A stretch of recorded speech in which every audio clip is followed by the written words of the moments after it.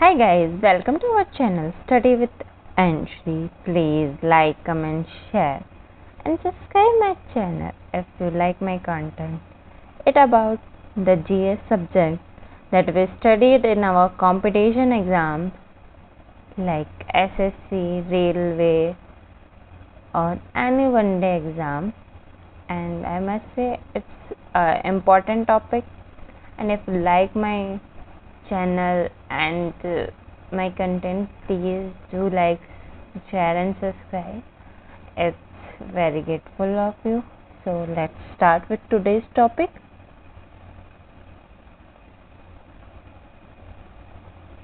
तो आज का हमारा टॉपिक है पोस्ट मौर्यन पीरियड और उत्तरोत्तर मौर्य काल। इसमें हम पढ़ेंगे, जैसे लास्ट हमने पढ़ा था मौर्यन डायनेस्टी, तो हमने देखा था कि मौर्यन डायनेस्टी का जो लास्ट रूलर था भीतरथ, उसकी हत्या की थी पुष्यमित्र शुंग ने, और फिर उसने एक डायनेस्टी का निर्माण किया था जो शुंग डायनेस्टी है। तो आज हम वहीं से शुरू करेंगे।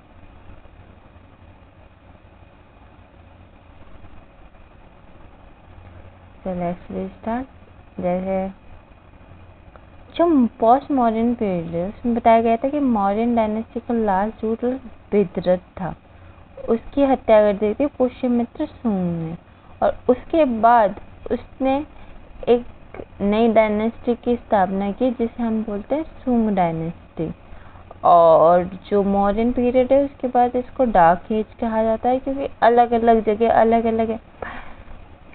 अलग अलग एम्पायर की स्टार्टिंग हो गई थी, और मगध एम्पायर एक बड़ा एम्पायर था, लेकिन फिर ये टुकड़ों में बट गया जा रहा था। तो अब जैसे देखिए, नॉर्थ इंडिया में जो था वो शुंग और कन्वा डायनेस्टी का था। सेंट्रल एशिया और साउथ इंडिया में सत्यवान था, और पंजाब की तरफ इंडो ग्रीक इन्विजन भी हुए थे, बहुत भारी आक्रमण हुए थे इस टाइम पे। और नॉर्थ वेस्ट इंडिया में कुषाण वंश था, और गुजरात और मालवा की तरफ था क्षत्रिय वंश, और कलिंग की तरफ थी चेडी डायनेस्टी, जिसको हम खारवाल भी बोलते हैं। So firstly we start with Shunga dynasty. तो इसके फाउंडर माने जाते हैं पुष्यमित्र शुंग, जिन्होंने 1885 में यहाँ पे राज्य किया था, और इन्होंने अपनी कैपिटल पाटलिपुत्र को ही कंटिन्यू रखा था। और इनको जाना जाता है बुद्धिज्म को डिस्ट्रॉय करने के लिए, क्योंकि इन्होंने बुद्धिज्म पे काफ़ी रोक लगाई थी और ब्राह्मणिज्म को ज़्यादा सपोर्ट किया था। इनके बेटे थे अग्निमित्र, जिनकी जो लव स्टोरी है वो कालिदास ने लिखी है, मालविका अग्निमित्रम, जिसमें अग्निमित्र ये थे और मालविका इनकी प्रेमिका थी, जिनके बारे में इनकी लव स्टोरी है। फिर पतंजलि की बुक है महाभाष्य, जिसमें अश्वमेध यज्ञ के बारे में लिखा हुआ है जो पुष्यमित्र शुंग ने किया था। इनका लास्ट रूलर था वो था देवभूति, जिसको वासुदेव ने मार दिया और कन्वा डायनेस्टी की स्टार्टिंग करी। इनके टाइम पे आर्ट एंड कल्चर के जो साक्ष्य मिलते हैं वो है सांची का स्तूप, ब्रह्मपुत्र स्तूप, और Mathura art school, Mathura art शैली बहुत फ्लॉलेस हुई थी इस टाइम पर। उसके बाद हम पढ़ेंगे कन्वा डायनेस्टी। इसके जो स्थापक फाउंडर थे वो थे वासुदेव कन्वा।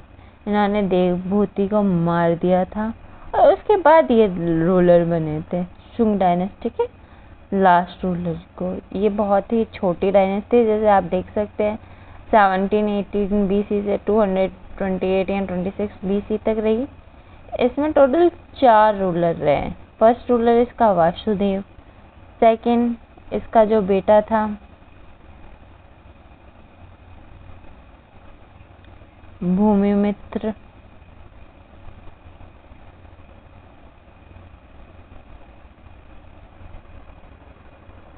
फिर जो इसका बेटा था वो था नारायण,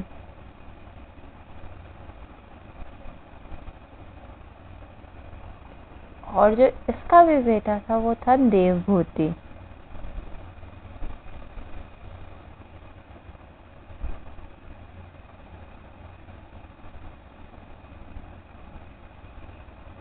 नहीं, सॉरी, देवभूति नहीं था, इसका बेटा था सुशर्मा।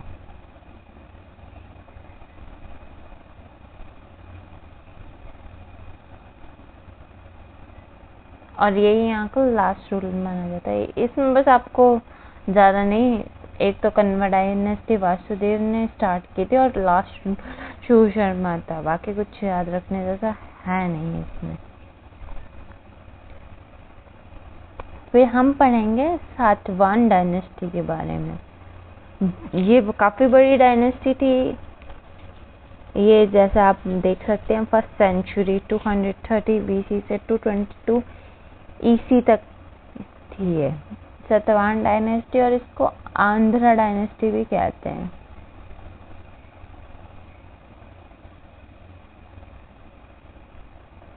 इसके फाउंडर माने जाते हैं शिमुख, जो कि रूल किया था इन्होंने मौर्यन एम्पायर पे। इन्होंने अपनी कैपिटल प्रतिष्ठान को चुना था, जो कि महाराष्ट्र का क्षेत्र है।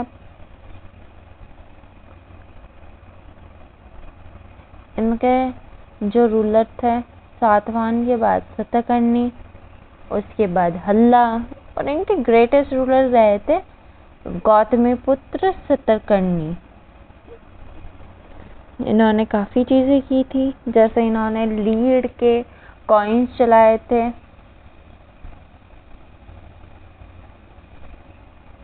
और इन्होंने जैसे जो मॉन्क्स होते हैं, जो ब्राह्मण्स होते हैं, उनको लैंड गिफ्ट करने की भी प्रथा चलाई थी।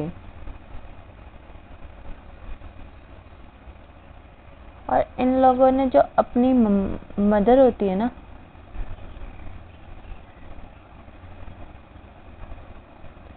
उनका नाम अपने नाम के पीछे लगाना स्टार्ट किया था। जैसे आप देख ही सकते हैं गौतमीपुत्र सतकर्णी, इनके बारे में हमें मिलता है नाहफन रॉक इंस्क्रिप्शन से, जो नासिक में है। इनके सक्सेसर हुए वशिपुत्र फुलवामी। फिर फुलवामी के भी जो सक्सेसर है वो फुलवामी तृतीय, और ये लास्ट रूलर थे।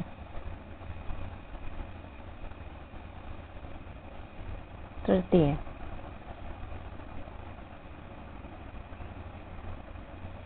इनके टाइम भी आर्ट एंड कल्चर काफ़ी दिखा। नॉर्थ इंडिया, साउथ इंडिया में लार्जेस्ट इंस्क्रिप्शन ब्रह्मी इंस्क्रिप्शन है, जो प्राकृत लैंग्वेज में है।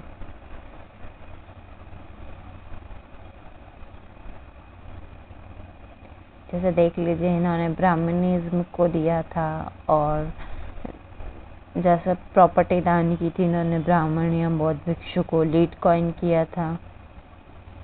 इन्होंने चैत्रास बनाए थे, जैसे नासिक, खन्नारी, केरला, महाराष्ट्र में।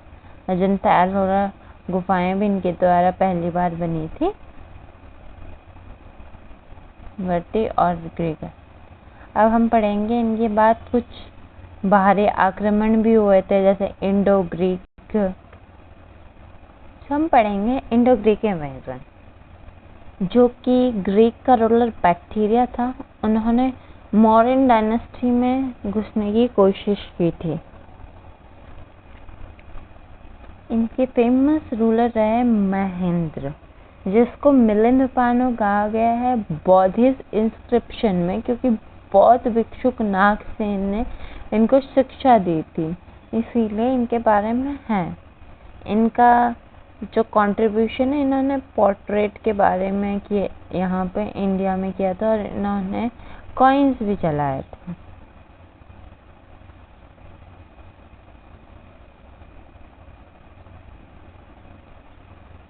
इंडियन आर्ट शैली की में भी इन्होंने मदद की थी, जैसे गांधार आर्ट स्कूल बनी थी यहाँ पे। और इनके जो रूलर्स हैं, सबसे ज़्यादा अलेक्जेंडर ने भी इंडिया में इविजन किया था, वो भी ग्रीक रूलर ही थे।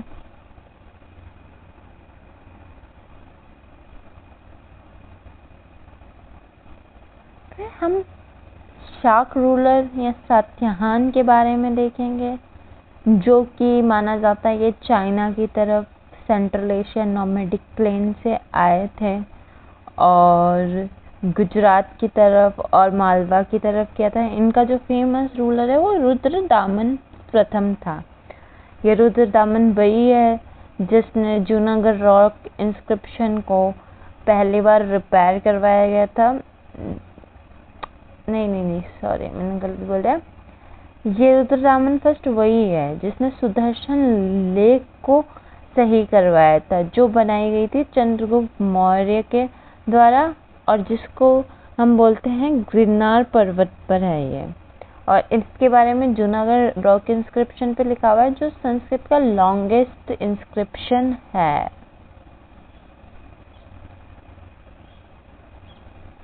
और नफन भी यहाँ का रूलर था, जो गौतमीपुत्र से हार गया था।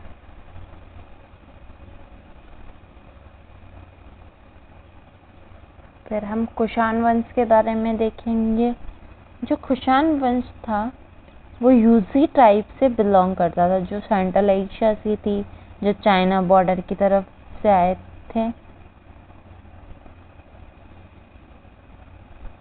खुजाल कैपिट्स थे, वो कुषाण वंश के फाउंडर थे, जिनको विमय कैपिट्स ने सक्सीड किया, रूलर बने। इनके फेमस रूलर थे कनिष्क, जिसने 4th बुद्धिस्ट काउंसिल करवाई, वो भी कश्मीर में।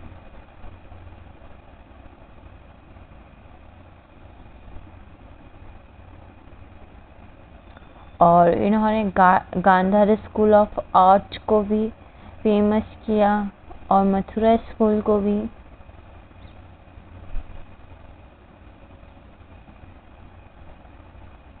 इन्होंने कॉइन इशू किए थे, सिल्क रूट ट्रेड स्टार्ट किया, लैंग्वेज बैक्टीरियन की थी, जो ग्रीक इंस्क्रिप्शन में यूज आती है। बुद्धिज्म, हिंदुज्म, जैरोटिज्म सब अपनाए थे इन्होंने। मतलब ओवरऑल कोई ऐसी दिक्कत नहीं थी, आप कोई सी भी करो। रबक्त इंस्क्रिप्शन के बारे में, जो अफगानिस्तान में पाया गया है, उसमें कनिष्क के बारे में, कुषाण वंश के बारे में बताया गया है। चेडी डायनेस्टी थी, जो कलिंग में थी। इसके जो रूलर था फेमस, वो खारवाल था। इसके बारे में हथिगुम्फा इंस्क्रिप्शन है, जो कि कलिंग, खारवेल, उड़ीसा में उदयगिरी हिल्स पे, उसके बारे में बताया गया है। और ये जैनिज्म को मानते थे।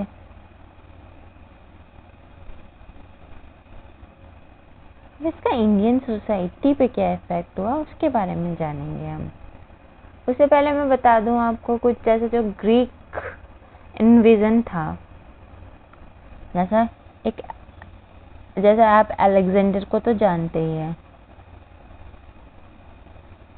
जिसके बारे में हमने मौर्यन एम्पायर में भी पढ़ा था।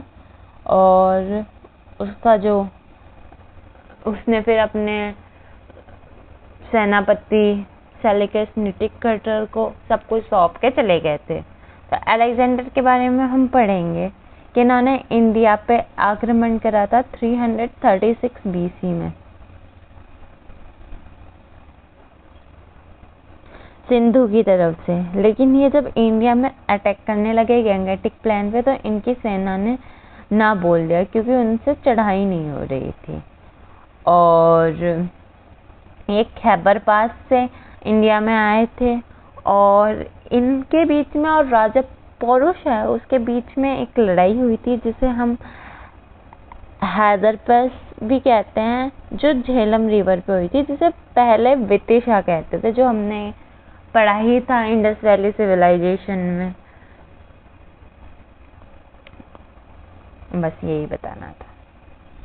इम्पैक्ट हुए थे, जैसे बहुत सारे कल्चर मिक्स हो गए थे, रेड पोइट्री स्टार्ट हो गई थी, काफ़ी टेक्निक आई थी, टर्बन वियरिंग की, शेरवानी की, ये सब।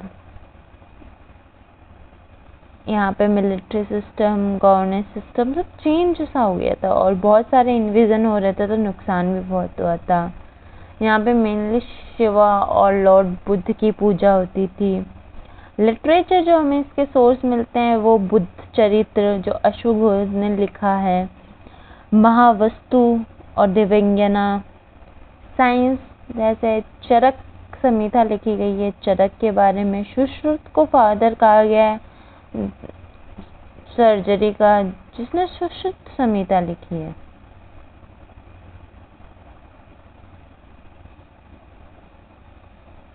And in last I must say thank you. आज का चैप्टर यहीं ख़त्म होता है। हम कल गुप्त पीरियड के बारे में पढ़ेंगे। और अगर आपको सेशन पसंद आया हो तो कमेंट करना, लाइक करना और शेयर करना और सपोर्ट करना मुझे। और अगर मैंने कुछ गलत बता दिया हो, कोई गलती हो गई, तो कमेंट में बताना, क्योंकि I am also just starting. और कभी कभी कुछ चीज़ें होती हैं जो आपको नहीं पता होती हैं, दिमाग से निकल जाती है, तो गलत हो जाती है। And thank you so much for watching me. Bye bye.